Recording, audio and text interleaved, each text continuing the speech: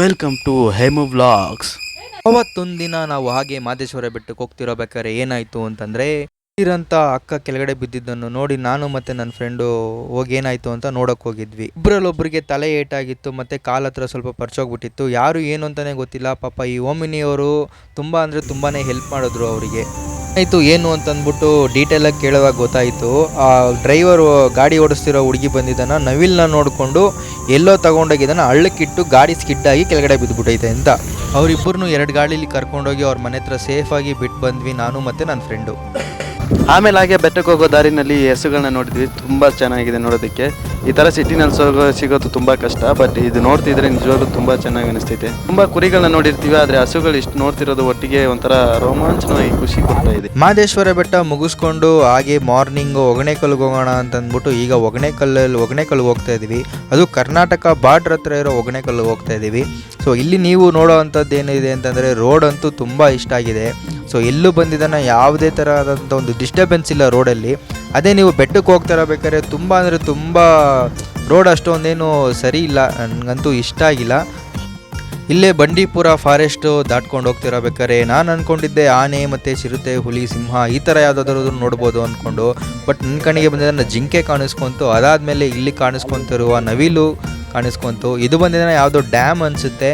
So ಇಲ್ಲಿ ಈ ಥರ ದೃಶ್ಯ ನೋಡೋದು ತುಂಬ ನನಗೆ ಒಂಥರ ಚೆನ್ನಾಗಿತ್ತು. ಇಲ್ಲಿ ನೀವು ನೋಡ್ತಿರೋದು ಬಂದಿದೆ ಗಂಡು ನವಿಲು, ಒಳಗಡೆ ಇನ್ನೊಂದು 2 ನವಿಲಿದೆ, ಅದು ಬಂದು ಹೆಣ್ಣು ನವಿಲು.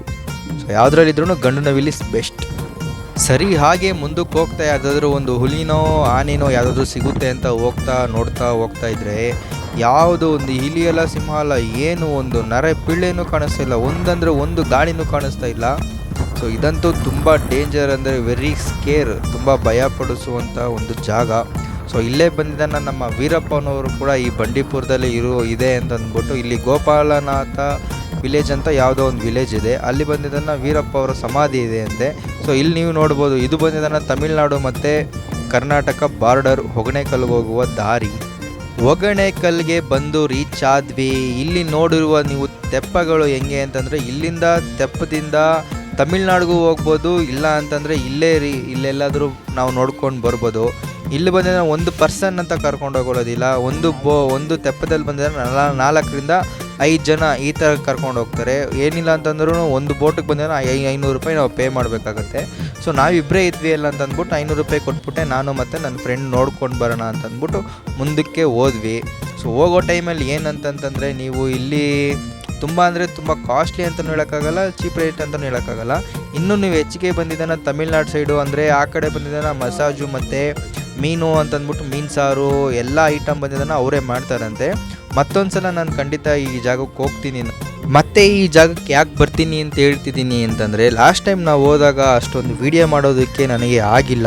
ಚಾರ್ಜಿಂಗ್ ಪ್ರಾಬ್ಲಮ್ಮು ಹಾಗೂ ಮೊಬೈಲ್ ಪ್ರಾಬ್ಲಮ್ಮು. ಸೊ ಆ ಕಾರಣಗಳಿಂದ ನನಗೆ ಜಾಸ್ತಿ ವೀಡಿಯೋ ಮಾಡೋದಕ್ಕೂ ಆಗಿಲ್ಲ ಮತ್ತು ವಾಯ್ಸ್ ಕೊಡೋದಕ್ಕೂ ಆಗಿಲ್ಲ.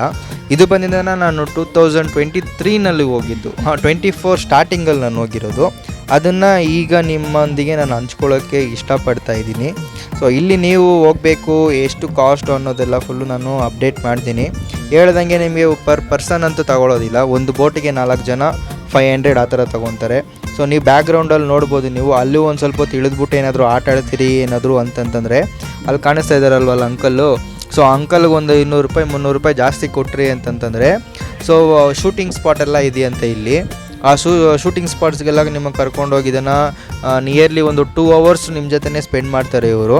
ಸೊ ನೆಕ್ಸ್ಟ್ ವೀಡಿಯೋದಲ್ಲಿ ನೀವು ಖಂಡಿತ ನೋಡ್ಬೋದು. ನೆಕ್ಸ್ಟ್ ಅಂತೂ ಈ ಫುಲ್ಲು ಹೊಗಣೆಕಲ್ಲು ತಮಿಳ್ನಾಡು ಸೈಡಿಂದ ಬಂದರೆ ಇನ್ನೂ ತುಂಬ ಚೆನ್ನಾಗಿ ಕಾಣುತ್ತೆ. ಯಾಕಂದರೆ ತಮಿಳ್ನಾಡು ಸೈಡಲ್ಲಿ ಪರಿಸರ ತುಂಬ ಚೆನ್ನಾಗಿರುತ್ತೆ. ಆ ಕಡೆ ಬೋಟಿಂಗ್ ಸಿಗುತ್ತೆ, ಅಲ್ಲೇ ಹಿಡಿದಂಥ ಮೀನು ಫ್ರೆಶ್ ಆಗಿ ಅಲ್ಲೇ ನಮಗೆ ಸಾಂಬಾರು ಮಾಡಿಕೊಡ್ತಾರೆ. ಬೋಟಿಂಗ್ನಲ್ಲಿ ಯಾವ್ಯಾವ ಮುಖ್ಯವಾಗಿರುವಂಥ ವ್ಯೂ ಪಾಯಿಂಟ್ಸ್ನ ತೋರಿಸ್ತಾರೆ, ಶೂಟಿಂಗ್ ಸ್ಪಾಟ್ಸ್ನ ತೋರಿಸ್ತಾರೆ, 4 ರೀತಿಯ ಫಾಲ್ಸ್ನ ತೋರಿಸ್ತಾರೆ, ಇನ್ನು ಮುಖ್ಯವಾಗಿರುವಂಥ ಭಾಳಷ್ಟು ಪ್ಲೇಸಸ್ನ ತೋರಿಸ್ತಾರೆ. ಅಲ್ಲೇ ಎಣ್ಣೆ ಮಸಾಜು ಇನ್ನೂ ಇತ್ಯಾದಿ ಆ್ಯಕ್ಟಿವಿಟೀಸ್ ಎಲ್ಲ ಅಲ್ಲಿ ಮಾಡಿಸ್ತಾರೆ. ಈ ಕಡೆ ಯಾಕೆ ಮಾಡಿಸೋದಿಲ್ಲ ಅಂತಂದರೆ ಆದಷ್ಟು ಕಾಡಿನ ಪ್ರದೇಶ ಆಗಿರೋದ್ರಿಂದ ಜನಸಂದಣಿ ತಮಿಳ್ನಾಡು ಸೈಡಲ್ಲಿ ತುಂಬ ಚೆನ್ನಾಗಿರುತ್ತೆ.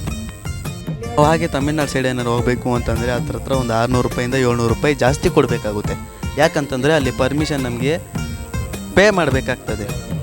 ಇಲ್ಲಿ ನಮ್ಮ ಮುಂದೆ ನೋಡ್ತಿದ್ದೀರಲ್ಲ 2 ತೆಪ್ಪಗಳು ತಮಿಳ್ನಾಡಿನಿಂದ ಕರ್ನಾಟಕ ಬಂದಿರುವಂಥ ಪ್ರವಾಸಿಗರು ಅವರು.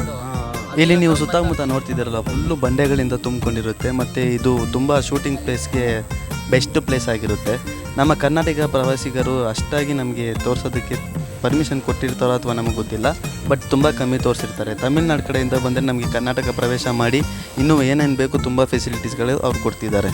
ಇವಾಗ ನೀವು ನೋಡ್ತಿದ್ದೀರಾ ಮೊದಲನೇ ಫಾಲ್ಸ್. ಈ ಫಾಲ್ಸ್ ನೋಡೋದಕ್ಕೆ ತುಂಬ ಅಂದರೆ ತುಂಬ ಚೆನ್ನಾಗಿದೆ. ಹಾಗೆ ಇಲ್ಲಿರುವಂಥ ತೆಪ್ಪದವರು ಅವರ ಕಷ್ಟಗಳನ್ನ ಹೇಳ್ಕೊತಿದ್ರು. ತುಂಬ ಅಂದರೆ ತುಂಬ ಬೇಜಾರಾಗುತ್ತೆ ಕೇಳೋದಕ್ಕೆ. ಮತ್ತು ಇಲ್ಲಿ ಮುಖ್ಯವಾಗಿ ಇರುವಂಥ ಈ ಜಾಗದಲ್ಲಿ ಏನು ಮಾಡ್ತಾರೆ ಅಂತಂದರೆ ಈ ತೆಪ್ಪನ ಸುತ್ತುತ್ತಾರೆ. ನಮ್ಮ ಈ ತೆಪ್ಪದ ಓನರ್ ಆಗಿದ್ದಂಥ ಇವರು 53 ವರ್ಷ ಹತ್ರ ಒಂದು 30 ವರ್ಷ ಸರ್ವಿಸ್ ಮಾಡಿರ್ತಾರೆ ಇಲ್ಲಿ ಈ ತೆಪ್ಪದಲ್ಲಿ ಏನು ಮಾಡ್ತಾರೆ ಅಂತಂದರೆ ಸುತ್ತು ಅಂತ ಜಾಲಿಯಾಗಿ ನಮ್ಮನ್ನ ಸುತ್ತಿ ಬಿಟ್ಬಿಡ್ತಾರೆ. ನನಗಂತೂ ಕಣ್ ತಿರುಗಿ ವಾಮಿಟ್ ಎಲ್ಲ ಆಗಿ ಹೊಟ್ಟೆ ಎಲ್ಲ ಕಳಿಸಿ ತಲೆ ಸುತ್ತಿ ಮೂಗಲ್ಲಿ ಏನೇನೋ ಬಂದ್ಬಿಡ್ತದೆ.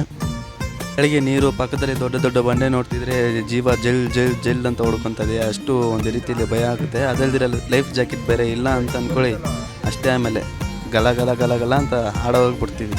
ಅದಕ್ಕೆ ಆಳ ಕಮ್ಮಿ ಇದ್ದಂಗೆ ಕಾಣುತ್ತೆ. ಅದ್ರ ಹತ್ರ 30 ಅಡಿ ಆಳ ಇರುತ್ತೆ.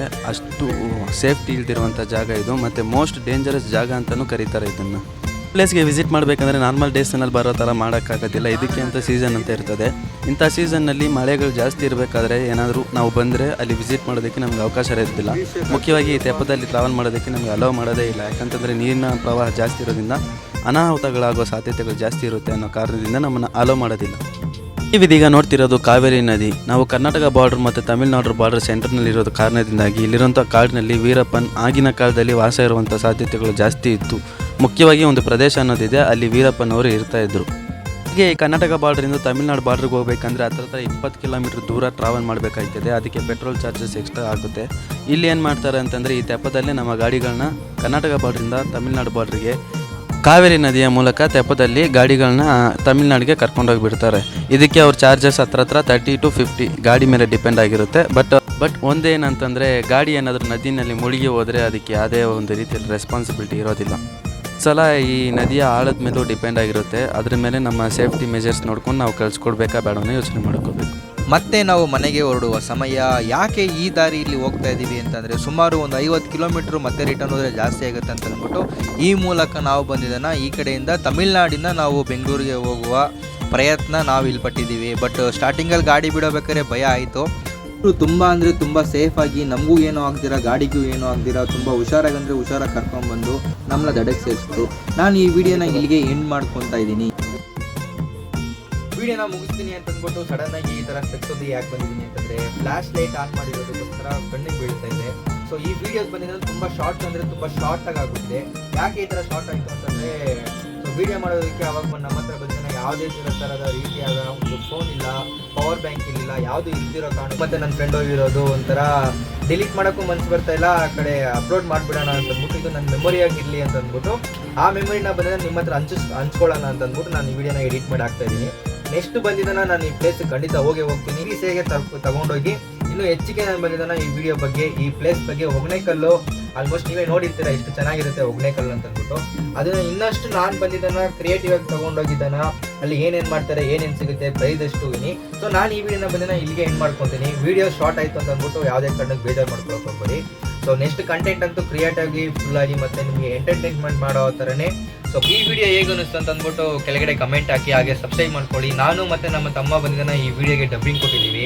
ನನಗೆ ಒಂದು ಸ್ವಲ್ಪ ಥ್ರೋಟ್ ಇನ್ಫೆಕ್ಷನ್ ಆಗಿದೆ, ಅದಕ್ಕೋಸ್ಕರ ನನ್ನ ತಮ್ಮನ ಸಹಾಯನ ತಗೊಂಡು ಈ ಥರ ವಿಡಿಯೋ ಮಾಡಿ ಅಪ್ಲೋಡ್ ಮಾಡಿದ್ದೀನಿ. ಸೊ ಇಷ್ಟ ಆಗಿರುತ್ತೆ ಅಂತ ಭಾವಿಸ್ತಾ, ಸೊ ಈ ವಿಡಿಯೋನ ಯಾರಾದರೂ ಹೊಸದಾಗಿ ನೋಡ್ತಿದ್ರೆ ಖಂಡಿತ ಸಬ್ಸ್ಕ್ರೈಬ್ ಮಾಡ್ಕೊಳ್ಳೋದು ಅಂತ ಮರಿಬೇಡಿ ಅಂತ ಹೇಳ್ತಾ ನಾನು ಮಾತು ಮುಗಿಸ್ತಿದ್ದೀನಿ. ಅಂಟಿಲ್ ಟೇಕ್ ಕೇರ್, ಬಾಯ್. ಎಲ್ಲೇ ಹೋದರೂ ಹುಷಾರಾಗಿ ಹೋಗಿ ಹೆಲ್ಮೆಟ್ ಹಾಕೊಂಡು ಹೋಗೋದಂತ ಮರಿಬೇಡಿ ಅಂತ ಹೇಳ್ತಾ ನಾನು ಮಾತು ಮುಗಿಸ್ತಿದ್ದೀನಿ. ಅಂಟಿಲ್ ಟೇಕ್ ಕೇರ್, ಬಾಯ್.